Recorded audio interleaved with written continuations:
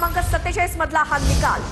मुंबईतून एक मोठी अपडेट आहे तर नाशिकमध्ये जाऊयात। भाजपची एक हाती सत्ता आलेली आहे। नाशिकमधली मोठी घडामोड, भाजपचे 62 उमेदवार या ठिकाणी विजयी झालेले आहेत आणि एक हाती सत्ता भाजपची आली आहे।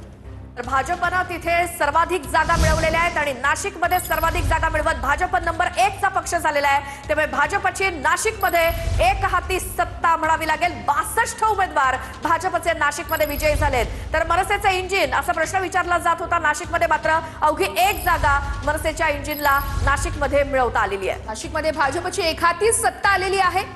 संपूर्ण अपडेट आपण नाशिकमध्ये बघतोय। भाजपचे 62 उमेदवार इथं विजयी झालेले आहेत। नाशिक सारखंच इतर ठिकाणी देखील चित्र आहे। तर नाशिकमध्ये शिंदेची शिवसेना दुसऱ्या क्रमांकावर आलेली आहे। राज्यातील बहुतांश महापालिकांमधलं जर चित्र आपण बघितलं तर भाजप महायुतीनं सत्ता जवळपास काबीज केल्याचं चित्र आहे।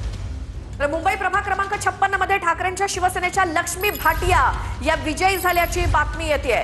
मुंबईत प्रभाग क्रमांक 56 मध्ये ठाकरेंच्या शिवसेनेच्या लक्ष्मी भाटिया विजयी झाल्यात। मुंबईमधील प्रभाग क्रमांक 56 मधील ही अपडेट आहे। ठाकरेंच्या शिवसेनेच्या लक्ष्मी भाटिया या बहुमताने विजयी झाल्यात। मुंबईतील प्रभाग क्रमांक 56 मधील सगळे अपडेट्स ठाकरेंच्या आणखी एका उमेदवाराचा इथे विजय आपण म्हणू शकतो। मुंबईतील संपूर्ण आकडेवारी आपण बघतोय। भाजप आणि शिंदे अर्थातच महायुतीला 125 जागा, अजित पवार गटाला अवघी एक जागा मुंबईत मिळाली आहे। तर ठाकरे बंधू आणि शरद पवार गट यांना 75 जागा, काँग्रेस आणि वंचित आघाडीला 15 जागा या ठिकाणी मिळालेल्या आहेत। भाजपकडनं जल्लोषाला सुरुवात झाली आहे मुंबईमध्ये, कारण भाजप आणि शिंदे मिळून 125 जागांची आघाडी मुंबईमध्ये, त्यामुळे एकमेकांचं अभिनंदन केलं जात आहे। भाजपच्या काही नेत्यांच्या प्रतिक्रिया देखील यायला सुरुवात झालेली आहे।